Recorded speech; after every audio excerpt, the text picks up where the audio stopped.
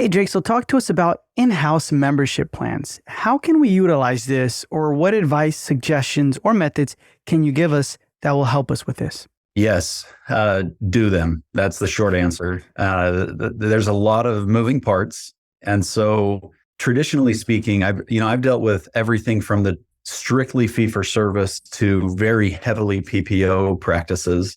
And it really doesn't matter what situation you are in. There are always going to be consumers out there that don't know about them. And so the first step is really once you establish what it is for your practice and you design it the way that you feel is going to be most beneficial and the most natural for the type of practice you are. Once that's all documented, you've got it ready to roll. You've got to get the whole team on board. You've got to come up with your own list of questions, of frequently asked questions that you're going to get, and role play those questions over phone calls in your trainings, however you need to, so that the whole staff is on the same page, answering the same questions in the same way. Once you feel like that training has rolled out, and this does not have to take long, don't overthink it, but I think starting is the first thing. And then how are you going to educate and go to market? How are you going to let your existing patients know about it?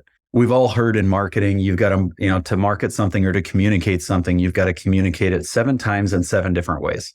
And so what are those 7 different times? What do those look like? And then how are you going to communicate that?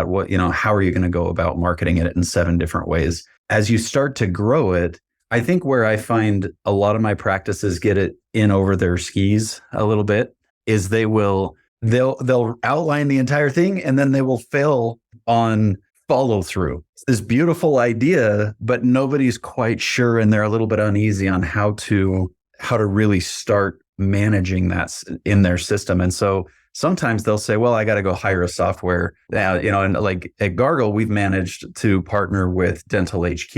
And the number one reason we chose to partner with Dental HQ is because they have something called Community Connect and Business Connect.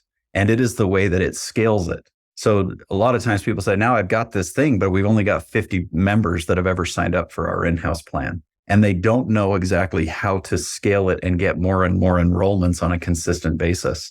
They might have a good flash in the pan, get 15, 20 people to sign on, and then it sits there. So as you get it all documented, my recommendation is typically you want to manage that in-house before you go and buy a software, because you're going to get a feel for how much of this can I manage as I'm getting the ball rolling. And your practice management systems are equipped to typically keep track of this, but it gets to a point, the scalability side is where people get stuck. And so to really make it a revenue stream for their practice and a benefit and a loyalty patient retention tool, that's where you really need the software to come in. And you have something like Dental HQ, where now it's managing the billing, and it's giving them more than just, you got to buy into it. Family of 4 is going to cost you $1,000 up front today. And that's a barrier to entry for a lot of families to come up with the cash. So the software allows you to provide payment plans that you no longer have to train your staff on how to manage and when to bill it and getting it all put into your own internal system. That's where something like Dental HQ comes in very, very handy. But I find that people will sign up for Dental HQ. They might pay a couple $100 a month to start it, but they don't even have a few hundred patients in there or even a couple dozen patients in there to cash roll what they're paying for their software. So they get over their skis a little bit by signing up for the software before they're even ready. So thinking through it, that's where the consultant comes into play, and people who have done it before and your colleagues networking and asking them, how did you roll yours out? But then once you get to the point of knowing, okay, I've got the way to market it 7 times and communicate it 7 times, 7 different ways, and I've got the infrastructure to hold it. Now I want to go and find the software for those first, few dozen that I've now signed up, and it's getting to a point where it's taking a little bit of time. Now, when you sign up for the software, it'll pay for itself because you already have people enrolled. You're plugging in, and then you're building more around it so that you can scale it. I like that. So have the infrastructure. So then what should we have ready before signing up for a software? I know you said the 7 ways you should market it, and what other things? So the other thing that you typically want to make sure that you've got somewhere on your website that is outlining what you're ready to publish on your website, what is the program in layman's terms? Do you have a monthly plan and a way to collect those payments? Does your merchant processor allow you to plug in recurring payment plans? Is it integrated with your practice management system?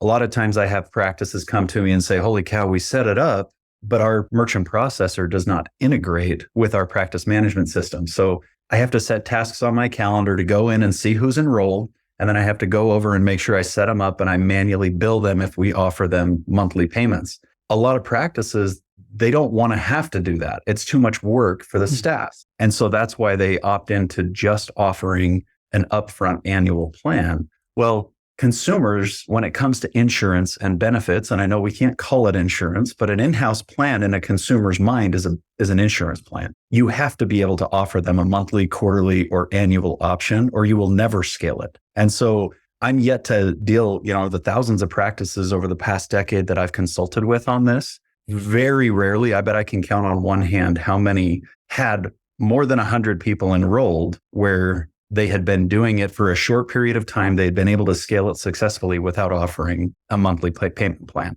If you don't have a way for people to get in on a monthly basis, that's a barrier to entry that can make it very difficult to scale. And so from an infrastructure standpoint, it's making sure that you know what are your current capabilities within your IT, within your merchant processor, within your website. If you have a patient portal, what do you want to be able to communicate and what tools do you want to give your patients to know the benefits of their plan? And if you don't have that in place, then yes, start with a consulting call. You might as well book yourself a demo with someone like Dental HQ or talk to your marketing consultant who hopefully knows something about how to market one of these plans that will allow them to talk you through some of those components. But the number one thing is you've got to have it outlined in a way where you then know, can my system support this or do I need to sign up? And some of my clients, they do need to sign up for the software right away, but they have a plan structured and they know their UCR codes and they know exactly what they want to apply discounts to or what they want to charge.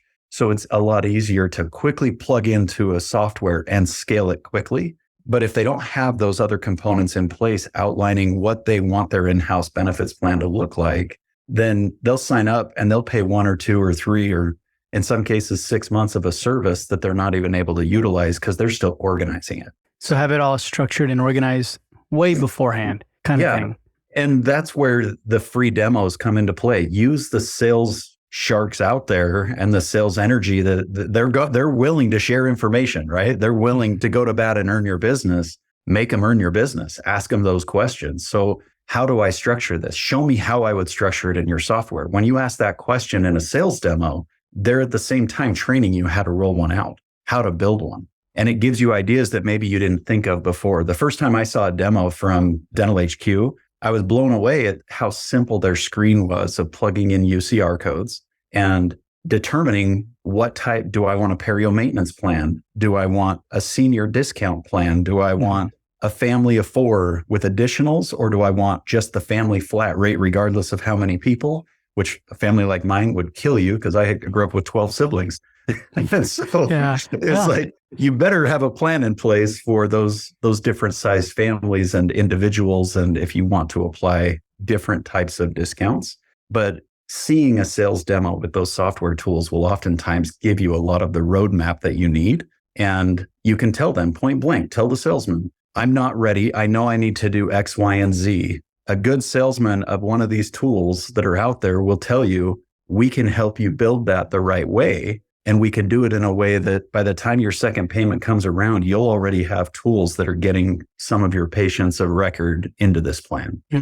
Okay. That's really good. That's really good to know, like utilize the salespeople, have this plan in place. And then once we have it in place, the ways to the 7 ways we should market, is it 7 ways or 7 times? So to your existing patient base, you need to do it 7 times in 7 different ways. So that's at check-in, having a brochure right there on the counter that you can hand them. I noticed you're with Delta Dental. We're coming up on the 4th quarter. When is your open enrollment to sign up for next year's plan? Oh, I'm not sure. That's through my husband's work. Well, you may want to take this and chat with your husband because this new in-house plan typically saves families about $200 a year, whatever. Do the math and the comparative analysis of, do you know what you're paying on your monthly premium for Delta? no, I have no idea. We found the average patient has told us that it's this much. And ours is only this much, but you get all the benefits, not to mention there's no maximum benefit. So a lot of it is the education. So when you're checking people in, having a brochure, when you're in the chair and your hygienist has just diagnosed, that they're going to need a perio maintenance plan, your insurance may have a benefit of covering X. Have you heard about our in-house plan? Oh yeah, they just gave me a brochure up front. I would definitely consider it based on what we just discussed today and what we just saw.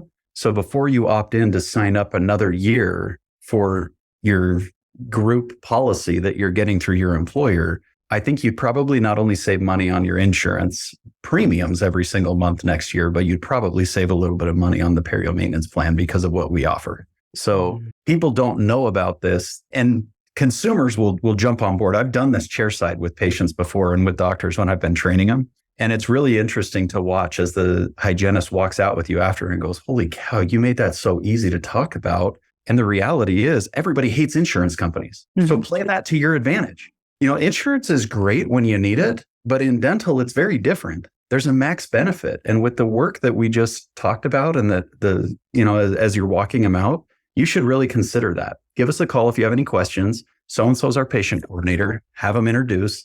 Then that patient coordinator can follow up. There's 3 in one visit, 3 ways that you just communicated to a patient of record that you have an in-house plan. Now, do you also have a drip campaign that's going out in an email blast to your patients on a monthly basis, letting them know about it?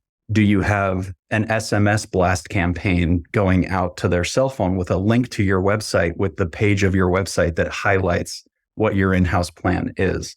Do you have a postcard that you're mailing out or an appreciation thank you card where you're inserting that from the hygienist where they're a good candidate? Are they writing a quick thank you card and stuffing that in there to send them as a follow-up? So that's what I mean by you've got to communicate 7 times in 7 different ways or people will not understand it. They won't be aware of what it is and how it's going to benefit them. So the other thing that I love more than anything else is when you get the software going in your favor that's managing this plan, showing you your enrollees, what their discounts are.